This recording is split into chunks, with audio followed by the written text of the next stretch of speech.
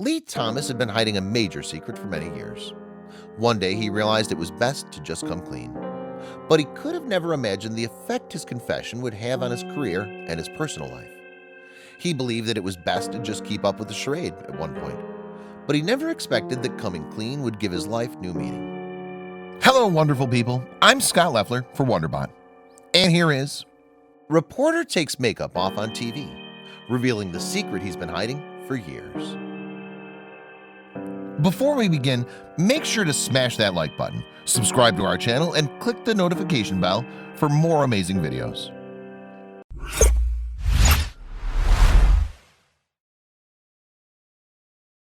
Lee Thomas had dreams of becoming a TV reporter. He got a bachelor's degree in arts and communication from George Mason University and quickly ventured off on his job search. Soon enough, opportunity knocked on his door, and he landed a great job in the city of New York.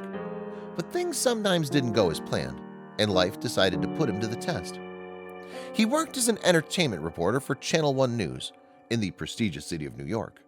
He got to cover all kinds of exciting and glamorous events, such as the MTV Movie Awards and even the Oscars. In a way, it felt like the sky was the limit for Lee, but he could have never predicted his professional career to take such a dark turn. Lee, who was 25 years old at the time, decided to pay a visit to the barber shop. After examining his head, the barber pointed out to a strange discolored patch found on the back of Lee's scalp.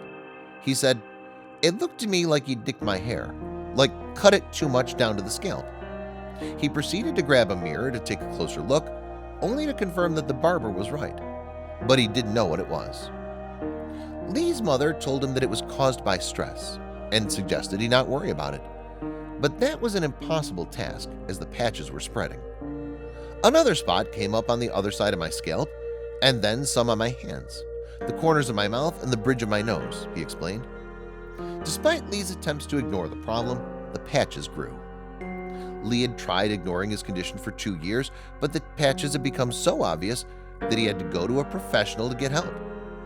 After a dermatologist took a closer look, Lee discovered what he had, and the news threatened to destroy his chances of a successful career on TV. Lee had vitiligo, a condition that causes the loss of pigmentation, making skin white. Not only were the patches going to grow, but there was no cure for his illness. I was in my head thinking my career was over. I was already thinking of what else I could do with my communications degree, he admitted. After panicking, he chose that it would be best for him to try and hide his illness from his TV viewing audience. Lee found another job at Fox 2 Detroit in Michigan. He had to wear gloves to cover the condition on his hands and would only leave his home if he had makeup on. But he soon realized there were unexpected obstacles, like the fact he couldn't wash his hands at work. So he had no choice but to become a private person. Then he decided he couldn't keep it a secret. Lee chose to tell his supervisors and co-workers the truth after working at Fox for 4 years. But he didn't share just how bad it was. He didn't wear gloves while he was on the air anymore, but his condition continued to advance. Eventually, 35% of his body was covered with white patches. So he decided to reveal the whole truth to management, and the reaction was quite surprising. Lee was reluctant when his bosses asked him to share his story on the news. "I didn't want to because I thought it was a ratings thing. Look at the black guy turning white at 10, he said. But then viewers suffering from vitiligo called in after noticing his hands, and they asked him to share his story on TV. Then he knew his condition could help others. A decade after a dermatologist had told him he had vitiligo, Lee told his story in November 2005. He started by removing his makeup while he was live on air and revealed the white patches. He explained how the illness had affected him, and TV viewers connected with his narrative in an unpredictable sort of way. Viewers sent the station a bunch of emails and letters thanking Lee for talking about his condition and expressing support for him. He said, "I've gotten letters from all over the world from people struggling with this disease, and I've done something good if I can help them." So his fear of losing his job was unwarranted, but his battle was far from over. Lee knew that as a reporter, his first priority was to report the story, but his appearance would prove distracting, particularly if he only had 10 minutes to talk to a celebrity and all they wanted to discuss was his skin condition. So he chose to continue applying makeup when he was on air, but one day out of the whole year, he'll make an exception. On June 25th, Lee will show up on TV for World Vitiligo Day without his makeup on every year. It's his way of raising awareness about the condition.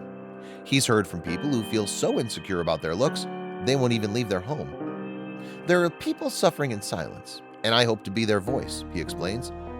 But he does voice how his condition introduced some positive things too. Today, I feel like the disease has made me the man that I always wanted to be, said Lee. I'm honorable, respectful, a good citizen, a good father, a good brother, and am more compassionate and have more empathy than I ever thought I could have. His personal experience has opened other venues, such as writing. Lee wrote a book in 2007 which talks about how he came to terms with vitiligo, and it's called Turning White, a memoir of change. He hopes that others with issues about their appearance, not just people suffering from vitiligo, will be helped by reading his book. I'm not going to die from this. I still have my life. I still have my job. Everything else is gravy.